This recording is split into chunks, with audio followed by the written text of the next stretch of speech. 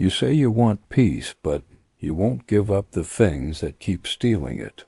Most people aren't searching for peace. They're clinging to chaos that feels familiar.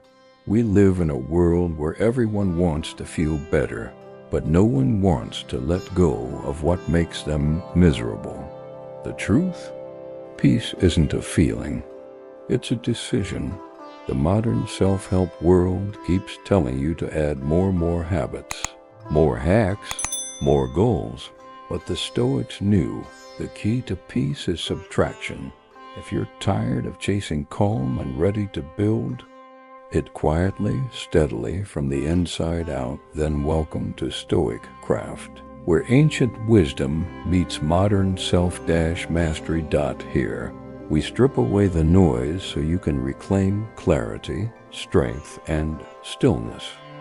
We often imagine peace as something we'll find when life finally calms down, when the job stabilizes, when the relationship improves, when the noise dies out. But the Stoics would disagree. Peace isn't discovered, it's created. And more often than not, it's created through silence, through subtraction, through the steady removal of everything that disturbs the stillness within. Real peace doesn't come from adding more comfort, more control, or more distractions. It comes from removing what's in the way, what clouds the mind, agitates the emotions, and keeps us entangled in cycles that drain our energy. The Stoics believed in pruning. Not what more do I need to feel whole, but what am I clinging to that's keeping me from it? What if your mind isn't lacking clarity but is simply too full of noise? In this guide, we'll explore 15 things you can begin eliminating today: habits, patterns, and mental traps that sabotage peace, each rooted in Stoic philosophy, each a step toward stillness, strength, and the kind of inner quiet that can't be shaken. Because peace isn't the absence of chaos, it's the presence of clarity. And clarity begins with letting go. Point 1. Constant complaining. Choose solutions over helplessness. Complaining feels deceptively productive. It gives you a temporary sense of control, a way to express dissatisfaction, to find validation in your frustration. But over time, it trains your mind to scan for problems, not solutions, to expect disappointment, to speak of what's wrong, without ever leaning into what's possible. The Stoics saw complaining not as expression, but as erosion. Marcus Aurelius, who bore the burden of an empire, faced plagues, betrayal, and war. And yet he wrote, "You have power over your mind, not outside events. Realize this, and you will find strength." This wasn't blind optimism. It was rigorous discipline, a refusal to waste emotional energy on things that couldn't be changed. Every time you complain, you reinforce the narrative that you are powerless, that something out there must shift before you can move forward. Over time, you stop looking for solutions and start expecting setbacks. It's not your circumstances that shrink you, it's the story you repeat about them. The Stoic path isn't about pretending everything is fine.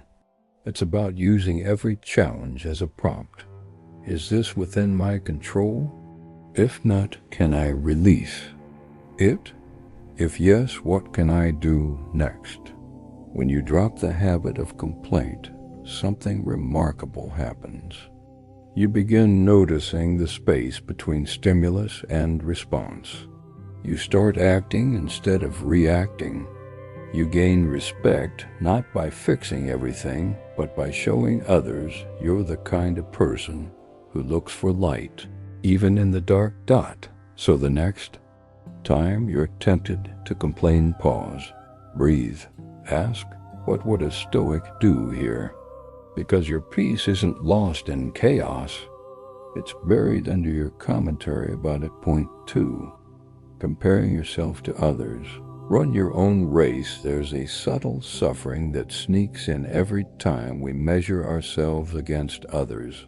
One moment you feel at peace, proud of your growth then. A scroll through social media, a colleague's promotion, or a friend's success story leaves you feeling inadequate. Why? Because comparison distorts the lens through which you see your own progress. The Stoics knew this trap well. They taught that true contentment comes from aligning your life with your values, not with someone else's timeline. When you constantly look sideways, you lose sight of your own path. Epictetus said, "If you want to improve, be content to be thought foolish and stupid." Ashnice, you lose sight of your own path. Epictetus said, "If you want to improve, be content to be thought foolish and stupid." That's because real growth is quiet. It doesn't scream for approval. It's often invisible, even to those closest to you. The moment you shift your energy away from others and focus on your own lane, something shifts. Your progress becomes personal. Your success becomes internal. You stop racing against people who were never meant to be your competition in the first place. Instead of asking, "Why not me?" ask, "How can I keep growing in the direction that's right for me?" Comparison steals more than joy. It steals focus. It turns your journey into a performance, your life into a scoreboard. But the Stoic response is simple. Be better than who you were yesterday. That's the only race that leads to peace. 3. Seeking everyone's approval. Reclaim your self-respect. There's a quiet slavery in trying to be liked by everyone. It feels harmless at first, smiling to keep the peace, nodding in agreement when you disagree, withholding your truth to avoid discomfort. But slowly, almost imperceptibly, you lose touch with who you really are. The Stoics warned that living for approval is a life lived in chains. When you make your choices based on applause, you surrender your integrity. You become a mirror for other people's expectations rather than a reflection of your own values. Marcus Aurelius wrote, "We all love ourselves more than other people, but care more about their opinion than our own." It's a brutal truth, one that calls us to question, whose opinion is guiding your actions? Are you living for clarity or for claps? The truth is, no matter how kind, thoughtful, or accommodating you are, some people won't like you. And that's not a flaw, it's a fact of life. Living with peace means making peace with being misunderstood, with being disliked, with not being chosen because you chose yourself. And once you release the need for universal approval, you create space for deeper connection with yourself and with those who truly see you. Point 4. Fear of failure. Let it forge you, not freeze you. Failure doesn't break you, it reveals you. Every setback, rejection, or misstep strips away pretense and shows you what needs strengthening. That's why the Stoics didn't fear failure. They welcomed it as a necessary companion on the path to mastery. Seneca wrote, "Difficulties strengthen. The mind as labor does the body." The same way the body grows under tension, your spirit grows under pressure. If you don't run from it, failure only becomes something to fear when you tie it to your identity. When you believe that a failed attempt means you are a failure. But what if it means you're evolving? What if it's a sign that you're actually trying, risking, stepping beyond your old self? The Stoic perspective is simple. Act with courage, accept the outcome, learn, and move forward. Avoiding failure means avoiding growth. And in avoiding growth, you rob yourself of strength, wisdom, and resilience. So shift the question. Don't. Ask, what if I fail? Ask, what will I miss if I don't try? 5. Holding grudges. Free yourself from old pain. Grudges feel like control. You believe that by remembering, by staying angry, by holding on, you protect yourself from being hurt again.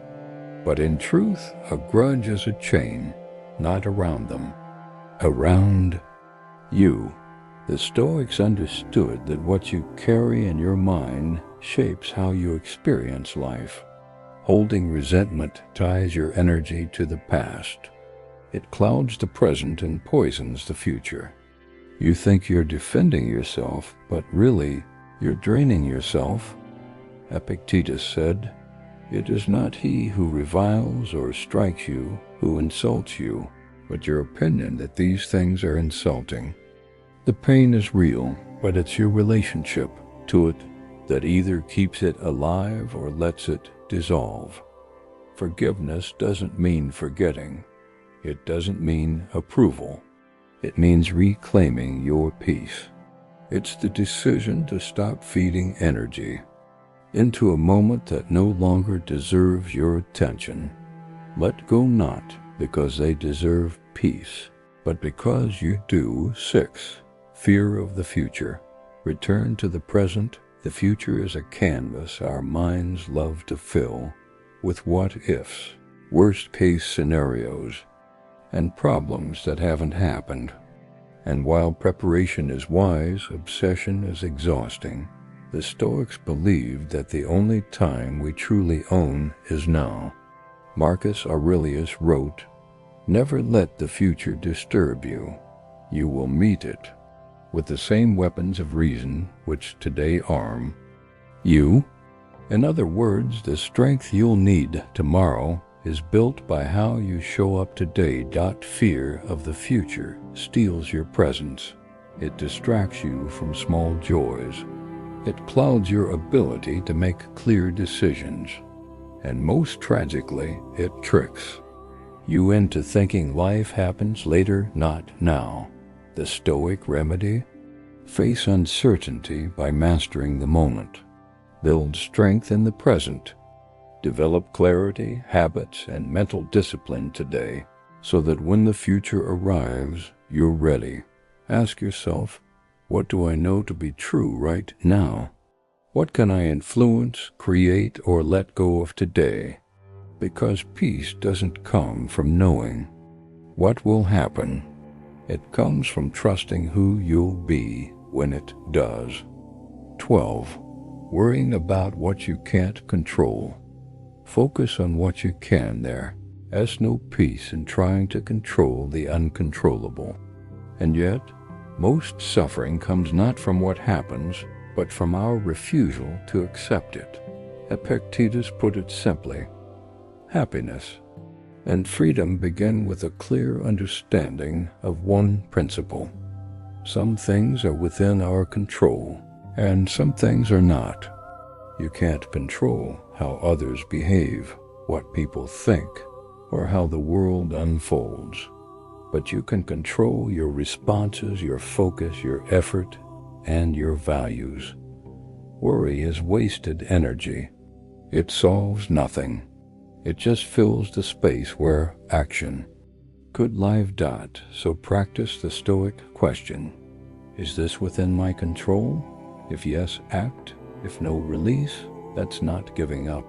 That's wisdom. Point 13. Being a slave to desires. Master the art of enough. Desire is natural, but unchecked it becomes addiction.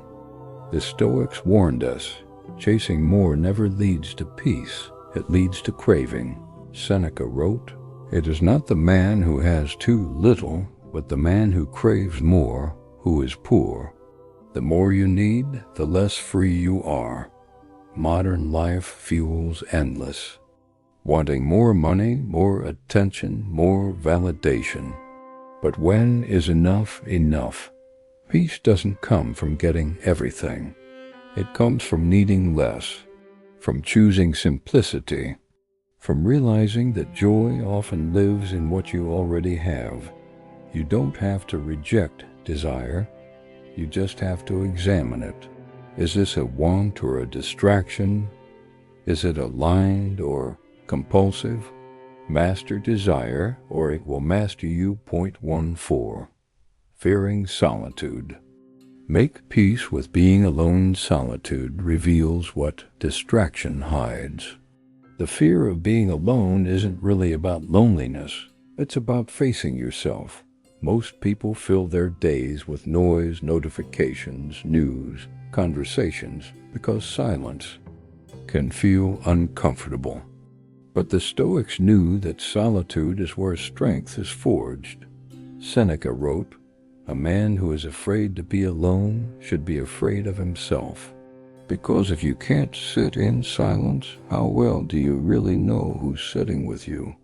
When you stop running from yourself, you discover clarity.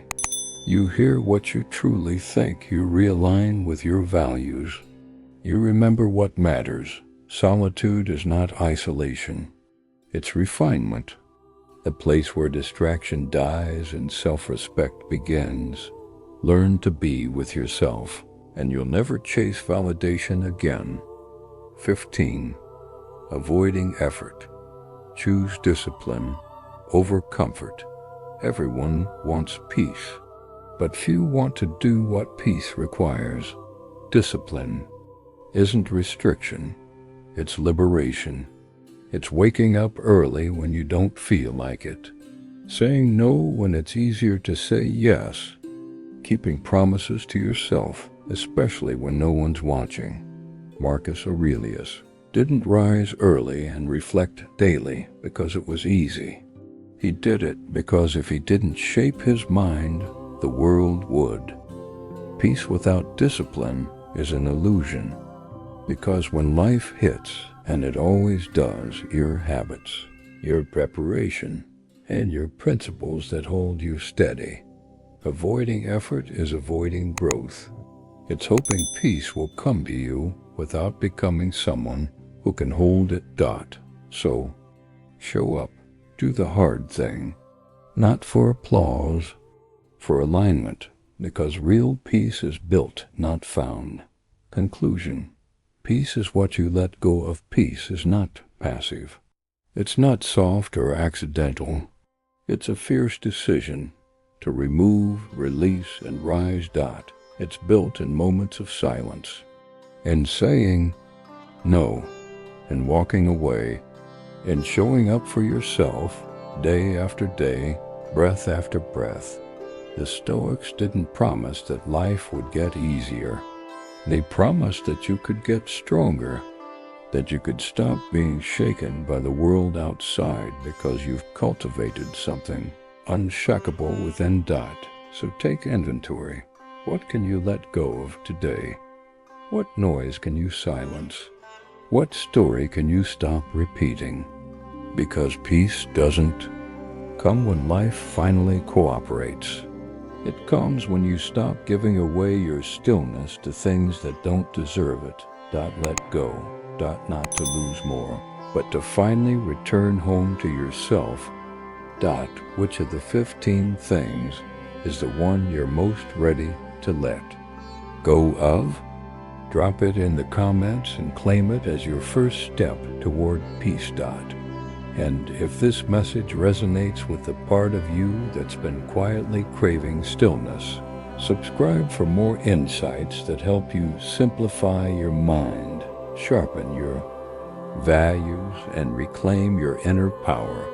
Because peace isn't out there. It's in what you choose to release starting now. 7. Clinging to the past. Learn from it, then let it go. The past has lessons, but it also has traps. When you cling to old stories, old wounds, or past identities, you begin to live in a life that no longer exists. The Stoics acknowledged pain, failure, and regret, but they refused to carry it into the present. Epictetus advised, "Don't let the force of impression carry you away. Say to it, 'Wait, let me see what you are and what you represent.' That means observing your past without letting it own you. It means recognizing that guilt is not growth, that ruminating isn't reflection. That healing begins when you stop revisiting what cannot be redone. You are not who you were, and you don't have to stay tied to a story you've outgrown. Ask yourself, what narrative am I still replaying? Who would I become if I finally rewrote it? The past is a teacher, but you don't graduate until you leave the classroom. 8. Talking too much. Let silence be your strength in a world obsessed with broadcasting. Silence is subversive. Everyone's talking, but few are listening. And yet the Stoics believe that wisdom isn't measured in words, it's revealed in restraint. Epictetus reminded us, "We have 2 ears and 1 mouth so that we can listen twice as much as we speak." Stillness creates space, and in that space you gain perspective. The more you speak, the more you reveal not just your thoughts, but your control. Silence, when practiced with intention, is not passivity. It's discipline. It's self-respect. It's power. Before you speak, ask, is this necessary? Is it true? Is it kind? And if it's none of those, maybe silence says it better, because peace isn't loud. It's deeply, deliberately quiet.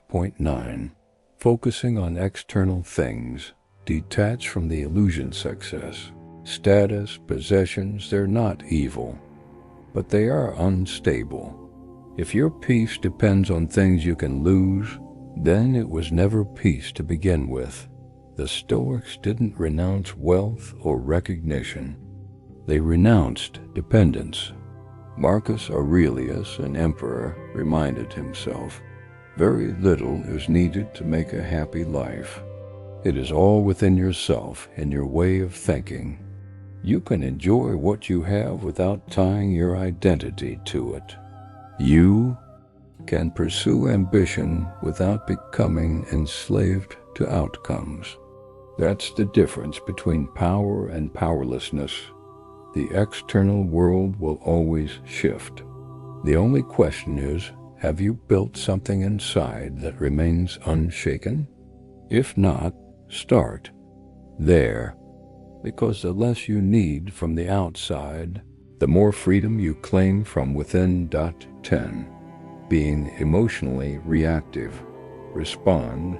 Don't explode anger, fear, frustration. They're real. But when they control you, they cost you peace, clarity, and respect. The Stoics didn't suppress emotions, they separated feelings from reactions. Seneca wrote, "No man is more unhappy than he who never faces adversity, for he is not permitted to prove himself." Every emotional spike is an invitation. Will you react impulsively or pause long enough to choose a wiser response? Emotional reactivity makes you volatile.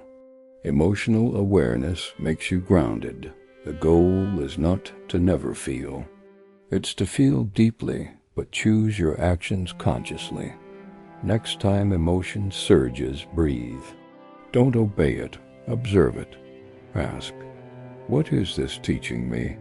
And what kind of person do I want to be in this moment? That's emotional maturity. And peace lives inside it. 11. Seeking revenge. Choose indifference over vengeance. Revenge feels powerful in theory, but in practice, it's just another way of staying connected to pain. The Stoics knew that revenge doesn't free you, it chains you to the person who harmed you. Marcus Aurelius offered a radical alternative. The best revenge is to be unlike your enemy. In other words, your greatest strength is refusing to become what hurt you. You don't rise by stooping.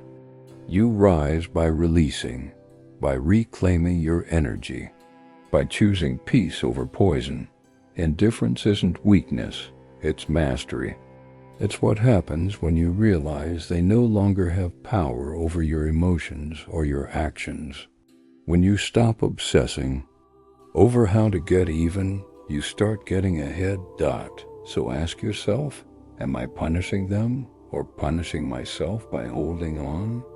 Revenge keeps you tethered, but peace sets you free.